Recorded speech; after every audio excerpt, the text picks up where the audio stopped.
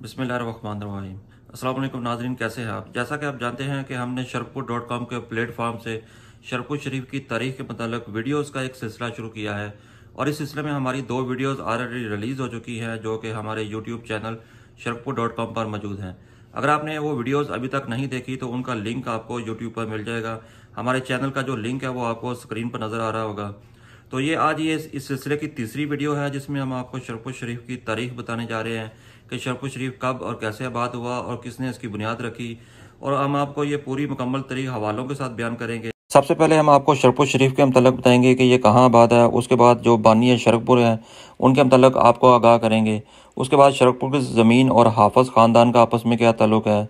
उसके बाद बानी शरकपुर से मनसूब कुछ तारीखी चीज़ों के बारे में आपको आगाह करेंगे। उसके बाद शरकपुर एक बस्ती कैसे बनी और कैसे आबाद हुई, और शरकपुर का नाम कैसे पड़ा, शरकपुर से शरकपुर शरीफ तक का सफ़र कैसे तय हुआ, शरकपुर को तारीख के आईने में हम देखेंगे।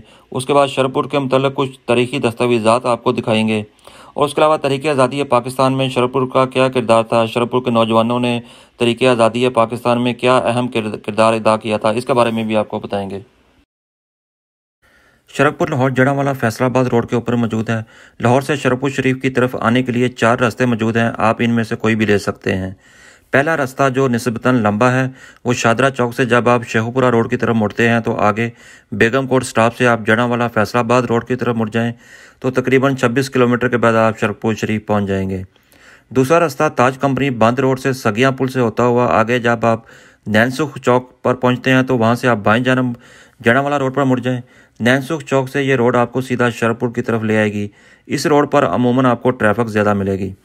तीसरा रास्ता लाहौर बकर मंडी बाबू साहब इंटरचेंज से जब आप M2 मोटरवे के ऊपर आते हैं तो आगे चंद किलोमीटर के बाद टूल प्लाजा क्रॉस करने के बाद आप फैज़पुर इंटरचेंज से बाएं जानब मुड़ जाएं तो आप सीधा शरकपुर पहुंच सकते हैं। बाबू साहब से शरकपुर तकरीबन 27 किलोमीटर के फासले पर है। चौथा रास्ता जो अब नया बना है वो बाबू साहब की तरफ से M2 मोटरवे के ऊपर आते हुए जैसे ही आप टूल प्लाजा क्रॉस करते हैं तो इसके फ़ौरन ही बाद आप M3 मोटरवे के ऊपर आ जाएं तो ये सीधी आपको शरकपुर के करीब नज़ीर लोबाना इंटरचेंज के करीब ले आएगी जो कि शरकपुर तथा शेखुपुरा रोड पर मौजूद है। यहाँ से शरकपुर सिर्फ 10 मिनट की मुसाफत पर है। ये रास्ता तकरीबन टोटल 29 किलोमीटर बनता है, मगर ये तेज़ तरीन रूट है, इस पर आपको ट्रैफिक नहीं मिलेगी। शरकपुर की सरजमीन पर फितरत अपने पूरे हुस्न के साथ मुस्कुराती नजर आती है। फ़िज़ाओं में मौजूद मोहब्बत की खुशबू दामन दिल खींचती है और अमन और सुकून ने यहाँ का मुआशरा अपनी आगोश में ले रखा है। यह शहर औलिया अल्लाह है, जलवत कदा असफिया है, जिसका गोशा गोशा फैज़ान से मामूर और बक्का नूर है। अज़मत इसके माथे का सवेरा है तो माहौल को रूहानी तजल्लियात ने घेरा है। यह धरती तहज़ीब के दामन में है, ये ज़िंदा दिलों का मस्कन और गहवारा इल्म व फ़न है और रूहानियत का मदफन है। शरकपुर की सरजमीन ने बेशुमार औलिया अल्लाह, सूफिया कराम, दानश्वरों, सहाफ़ियों, शायरों, सियासतदानों और उलमाए कराम व मशाए कराम को जन्म दिया है, जिनकी अदबी सरबुलंदी और इल्मी सरफराजियों के चर्चे इनकी जन्म नगरी की महदूद फ़ज़ाओं से उबर कर लामहदूद दुनिया इल्म व अदब का हिस्सा ही नहीं बल्कि इल्म व अदब का इफ्तिखार और तहज़ीब का नगार बन चुके हैं। इस शहर की धरती ने हज़रत मियाँ शेर मोहम्मद शरकपुरी, हज़रत सानी लासानी मियाँ गुलामुल्लाह और हज़रत मियाँ जमील अहमद शरकपुरी रहमतुल्लाह अलैह जैसी हस्तियों को पैदा किया है। साहबजादा मियाँ नुसरत नुशाही शरकपुरी साहब ने क्या खूब फरमाया। शरकपुर की सरजमी ए शरकपुर की सरजमी, कायनात हुसन तू है एक नगाह दिल नशी, चुमती है आसमां की रोशनी तेरी जबी, दामन दिल खींचता है तेरा हर मंजर हंसी, तू है गहवारा अमनो आमा ए नाजनी, शरकपुर की सरजमी ए शरकपुर की सरजमी। नाज़रीन, मैं ये पूरी नज़म अपलोड कर रहा हूँ, आप इसको पॉज करके वीडियो के अंदर पूरी नज़म को पढ़ सकते हैं। आइए नाज़रीन, आप जानते हैं कि शरकपुर की बुनियाद कब और कैसे रखी गई और उसके बानी कौन थे।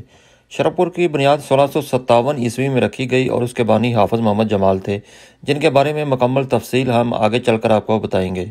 अब सवाल यह है कि मैंने 1657 ईस्वी की तारीख कैसे निकाली, तो उसके लिए हम आपको मुकम्मल हवालों से साबित करने की कोशिश करेंगे।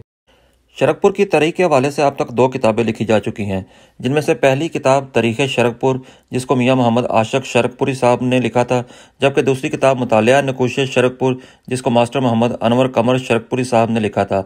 मास्टर मोहम्मद अनवर कमर शरकपुरी शरकपुर के हाई स्कूल में टीचर थे। ये किताब जनवरी 2002 में पब्लिश हुई थी और इसे मकसूद पब्लिशर ने पब्लिश किया था। शरकपुर की बुनियाद मुगलिया बादशाह शाहजहां के दौर में रखी गई थी। शाहजहां ने टोटल 74 साल की उम्र पाई, जबकि इसका दौर हुकूमत 40 साल का था, जो कि 1628 ईस्वी था 1658 ईस्वी बनता है। नाज़रीन, जैसा कि मैंने आपसे जिक्र किया कि शरपुर की बुनियाद 1657 ईस्वी में मुगलिया बादशाह शाहजहाँ के दौर में रखी गई थी। शरपुर की बुनियाद का साल 1657 ईस्वी मैंने कैसे निकाला, आइए इस पर भी बहस करते हैं। इस तारीख को निकालने के लिए मैंने बहुत से तारीखी हवाले शरपुर की तारीख पर लिखी गई किताबों, जिनका जिक्र मैं पीछे कर चुका हूँ, से भी लिए हैं।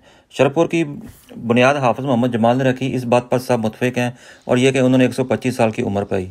जैसा कि मैंने जिक्र किया कि मुगलिया बादशाह शाहजहाँ ने टोटल 74 साल की उम्र पाई और उसका दौर हुकूमत 40 साल का है, जो कि 1628 ईस्वी था 1658 ईस्वी बनता है। अगर आप हाफिज़ मोहम्मद जमाल की कब्र पर लगा हुआ कुतबा देखें तो इस पर इनकी तारीख़ वफ़ात का साल 1176 हिजरी है, जो कि 1762 ईस्वी बनता है। अगर आप 1762 ईस्वी में से हाफिज़ मोहम्मद जमाल की 125 साल की उम्र निकाल दें तो उनकी तारीख़ पैदाइश का साल 1051 हिजरी मुताबिक 1637 ईस्वी बनता है। हाफिज़ मोहम्मद जमाल को मुगलिया बादशाह शाहजहाँ ने जब शरपुर की ज़मीन आबाद करने के लिए अलॉट की थी तो इनकी उम्र इस वक्त कोई 20 साल के करीब थी। इस तरह यह 1657 ईस्वी का साल बन जाता है, जो कि शाहजहाँ की हुकूमत का तकरीबन आखिरी साल बनता है। इस लिहाज से आज की तारीख में हम ये कह सकते हैं कि शरपुर के आबाद हुए टोटल 263 साल और 8 महीने गुजर चुके हैं। हाफिज़ मोहम्मद जमाल के वालिद हकीम मोहम्मद सादक और हकीम मोहम्मद सादक के वालिद और हाफिज़ मोहम्मद जमाल के दादा मोहम्मद यूसुफ और हाफिज़ मोहम्मद जमाल के बड़े भाई मोहम्मद हयात 3 नस्लों से दिल्ली में मुग़ल शहज़ादों के उस्ताद, अतालीक और खैर ख्वाह थे। जब कोई शहज़ादा अपनी तालीम मुकम्मल करता तो वो अपने उस्ताद को इनामात से नवाजता। शरपुर की सरजमीन भी मुग़ल शहज़ादे की तरफ से तोहफ़ा के तौर पर दी गई थी। चूँकि इन लोगों की मुग़ल दरबार में बहुत इज़्ज़त थी, इसलिए उन्होंने शुरू में इस ज़मीन की तरफ कोई ख़ास तवज्जो ना दी, जो कि दरियाए रावी के किनारे एक जंगल और झाड़ियों से भरी पड़ी थी। मगर इस तोहफ़ा दी गई ज़मीन की मशहूरी इर्द गिर्द के इलाकों में होना शुरू हो गई थी। हाफिज़ मोहम्मद जमाल का ताल्लुक़ चंडोर ख़ानदान से था और ये दीपालपुर से ताल्लुक़ रखते थे। दीपालपुर आज पंजाब में ओकाड़ा डिस्ट्रिक्ट का एक शहर है और उसके अलावा ये ओकाड़ा डिस्ट्रिक्ट की तहसील है और पाकिस्तान की सबसे बड़ी तहसील है। ये लोग दीपालपुर से हिजरत करके शरपुर में आकर आबाद हुए थे। असल वाक़या कुछ यूँ है कि हाफिज़ मोहम्मद जमाल अभी नौजवान ही थे कि ये अपने बड़े भाई हाफिज़ मोहम्मद हयात से मिलने के लिए दिल्ली गए। दूसरे दिन सुबह की नमाज़ पढ़ने लगे तो बड़े भाई ने हाफिज़ मोहम्मद जमाल को मुसल्ले पर खड़ा कर दिया। हाफिज़ मोहम्मद जमाल को अल्लाह ताला ने पुरसोज़ आवाज़ और अच्छा गला दिया था। आप इस अंदाज से कुरान पाक पढ़ रहे थे कि मुक्तदी मैसूर हुए जा रहे थे। इत्फाक से इन मुक्तदीन में शाहजहाँ और हाफिज़ बायज़ीद मोहम्मद बिन हज़रत फ़तेह मोहम्मद वालिद माजिद सुल्तान और आरफीन हज़रत सुल्तान बाहू भी शामिल थे। हज़रत बायज़ीद शाहजहाँ के यहाँ मनसबदार थे। आप नहायत मुतब्बे सुन्नत, हाफिज़ कुरान, फ़क़ीह, आलम बाअमल और क़नात पसंद बुज़ुर्ग थे। नमाज से फ़ारिग होने के बाद बादशाह ने पूछा, ये नौजवान इमाम कौन है? हाफिज़ मोहम्मद हयात ने अर्ज़ की कि ये मेरे छोटे भाई हैं और हाफिज़ कुरान हैं। बादशाह बहुत खुश हुआ, दुआ की कि अल्लाह उन्हें ज़ौक़ व शौक़ अता फ़रमाए। बहुत साफ़ आवाज़ में कुरान पाक पढ़ते हैं। अगर आप लोग बुरा ना मनाएं तो ये नौजवान जब तक हमारे यहाँ मेहमान है नमाज़ पढ़ाया करे। हाफिज़ मोहम्मद जमाल 2 माह तक यहाँ ठहरे और शाहजहाँ के इसरार पर 5 वक़्त नमाज़ें पढ़ाते रहे। इन्हीं दिनों हज़रत बायज़ीद मोहम्मद बिन फ़तेह मोहम्मद की खिदमत पर खुश होकर बादशाह ने उन्हें शोरकोट ज़िला जंग में एक सालम गाँव, कहरगान और 50,000 बीघा ज़मीन बतौर इनाम अता फ़रमाई। चूँकि हज़रत साहब भी नौजवान हाफिज़ मोहम्मद जमाल के कुरान पढ़ाने पर बहुत खुश थे, लिहाजा बादशाह से अर्ज़ करने लगे, शहंशाह मुअज़्ज़म, ये 50,000 बीघा ज़मीन बहुत ज़्यादा है, इसको संभालना और खेती बाड़ी करना मेरे बस में ना होगा। मैं चाहता हूँ इसका कुछ हिस्सा हाफिज़ मोहम्मद जमाल को भी दे दिया जाए।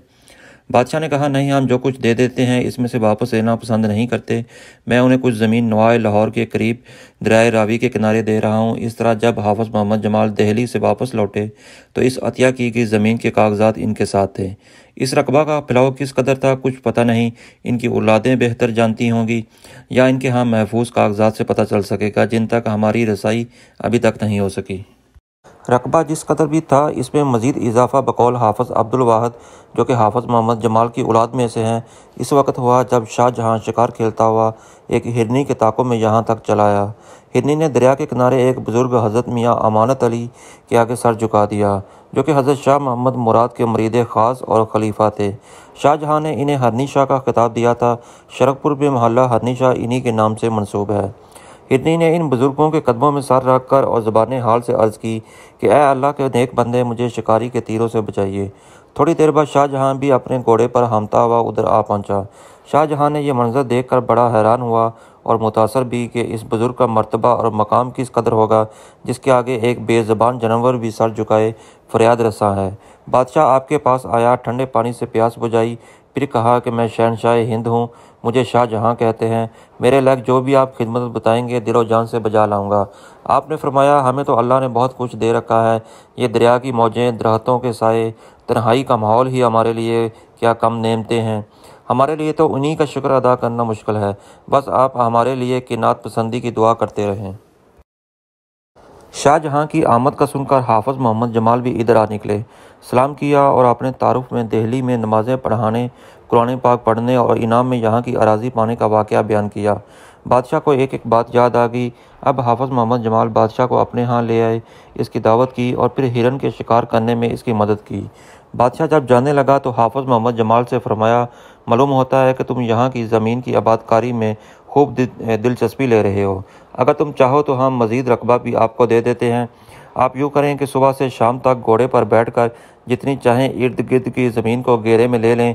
चुनांचे हाफिज मोहम्मद जमाल ने के ऐसा करने से एक वसी रकबा उनके कब्ज़े में आ गया। मलक शेर अली की मालूमात के मुताबिक ये रकबा 4000 एकड़ के करीब था। इस रवायत के दुरुस्त तस्लीम करने में एक तरद्दुद ज़रूर पैदा होता है कि हज़रत शाह मोहम्मद मुराद और हज़रत अमानत की आमद शाहजहाँ के दौर में नहीं बल्कि औरंगज़ेब आलमगीर के दौर में हुई थी। मुमकिन है रावी से औरंगज़ेब आलमगीर के नाम के बजाय शाहजहाँ का नाम बताने में सहू हुआ हो। ये बात ज़्यादा करीने क़यास लगती है कि शिकार के लिए आने वाला बादशाह मुहियुद्दीन मोहम्मद औरंगज़ेब आलमगीर था, क्योंकि इसका दौरे हुकूमत 31 जुलाई 1658 ईस्वी तो 3 मार्च 1707 ईस्वी था। शरफपुर की बस्ती की ज़मीन और इसके ज़रई रकबे के असल मालिक कौन हैं और किस तरह, ये एक सवाल है जिसका जवाब आज का हर मुहक्किक जानना चाहता है, मगर इसे जो भी जवाब मिलता है इसकी तसल्ली नहीं होती। हम इस मौजू पर खुलकर बात करते हैं। इस बारे में दो रवायतें हाफिज ख़ानदान के बाद अफराद की ज़बानों पर हैं, चूँकि हाफिज मोहम्मद यूसुफ दादा हाफिज मोहम्मद जमाल, हकीम हाफिज मोहम्मद सादक वालिद हाफिज मोहम्मद जमाल और हाफिज मोहम्मद हयात बड़ा भाई हाफिज मोहम्मद जमाल का ताल्लुक दिल्ली दरबार से था और वो मुग़ल शहज़ादगान के अतालिक थे। इसलिए जब भी कोई मुग़ल शहज़ादा इन उस्तादों से तलीम मुकम्मल करता तो इसे बहुत से इनामात से नवाजता। तोहफे इस कदर ज़्यादा होते कि ढेर लग जाते। शरफपुर की ज़मीन भी कुछ ऐसे ही मौके पर अता की गई थी जिसका जिक्र हम पहले कर चुके हैं कि जब हाफिज मोहम्मद जमाल दिल्ली में अपने बड़े भाई से मिलने गए तो कुरान पाक पढ़ाने पर बादशाह ने ये ज़मीन तोहफ़ा के तौर पर उनको दी। मगर रवायत पर जरा करने वाले कहते हैं कि अगर किसी शख्स का बानी होना मलकियत ज़मीन के बायस है तो फिर हाफिज मोहम्मद जमाल इसके बानी नहीं हो सकते, बल्कि इसके बानियों में नाम आएंगे हाफिज मोहम्मद यूसुफ, हकीम मोहम्मद सादक, हाफिज मोहम्मद हयात। इस तरह हाफिज मोहम्मद हयात, हाफिज मोहम्मद अमीन और हाफिज मोहम्मद जमाल के रकबे बराबर होने चाहिए थे, क्योंकि ये तीनों भाई थे और हकीम मोहम्मद सादक के बेटे हैं। मगर ऐसा नहीं है, इनके पास यहाँ की ज़मीन के रकबे बराबर नहीं हैं। हाफिज मोहम्मद अमीन या इसकी औलाद को इस ज़मीन में से कुछ हिस्सा नहीं मिला। हाफिज मोहम्मद हयात की औलाद के पास सिर्फ 100 एकड़ ज़मीन थी, जो उसके बेटे हाफिज मोहम्मद मुस्तकीम को इस बुनियाद पर मिली थी कि वो हाफिज मोहम्मद जमाल के दामाद थे और हाफिज मोहम्मद जमाल की बेटी बख्त आवर उर्फ लाला बीबी को बाप ने दी थी। गोया कि इस सारी ज़मीन का वाहिद मालिक हाफिज मोहम्मद जमाल ही था। अब हाफिज मोहम्मद जमाल को ये ज़मीन कैसे मिली, इसका जिक्र हम पहले कर चुके हैं कि वो दिल्ली में अपने बड़े भाई से जब मिलने गए तो कुरान पाक पढ़ाने पर बादशाह ने यह ज़मीन तोहफ़ा के तौर पर उनको दी। तो इस लिहाज से हम कह सकते हैं कि शरफपुर के जो असल बानी थे वो हाफिज मोहम्मद जमाल ही थे। अब सवाल ये पैदा होता है कि क्या हाफिज मोहम्मद जमाल अकेले ने शरफपुर की बुनियाद रखी? सच तो यह है कि किसी बस्ती की बुनियाद ना तो एक ही दिन में रखी जा सकती है और ना कोई अकेला शख्स इसकी बुनियाद रख सकता है। शरफपुर का बानी कोई एक शख्स नहीं हो सकता, बल्कि बहुत से लोग हैं। इन लोगों की नस्लों को ये कहने का हक़ है कि इनके आबाओ अजदाद भी इन लोगों में शामिल थे जिन्होंने शरफपुर की बुनियाद रखी। वो तमाम बूढ़े लोग जो अपनी लाठियों को टेकते हुए हाफिज मोहम्मद जमाल के साथ चलकर यहाँ आए, या वो बच्चे जो अपनी माओं की गोद में थे, वो भी शरफपुर को आबाद करने में शामिल हैं। मियाँ मोहम्मद आशिक ने अपनी किताब शरफपुर की तारीख के सफ़ा 21 और 22 में 100 से ज़्यादा ऐसे नाम गिनवाए हैं जो हाफिज मोहम्मद जमाल के साथ चलकर यहाँ आए थे और जिन्होंने शरफपुर की बुनियाद रखी थी। नाज़रीन, शरफपुर की तारीख का ये सफ़र जारी है।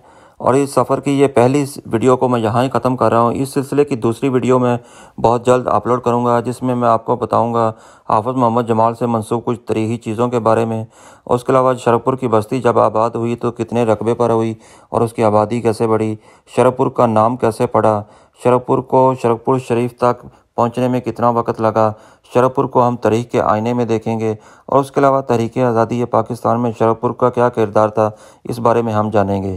تو امید کرتا ہوں کہ آپ کو ہماری آج کی یہ ویڈیو پسند آئی ہوگی۔ اگر ویڈیو پسند آئی ہے تو ہمارے چینل کو سبسکرائب کریں، ویڈیو کو دوستوں کے ساتھ شیئر کریں اور لائک کریں۔ اللہ حافظ۔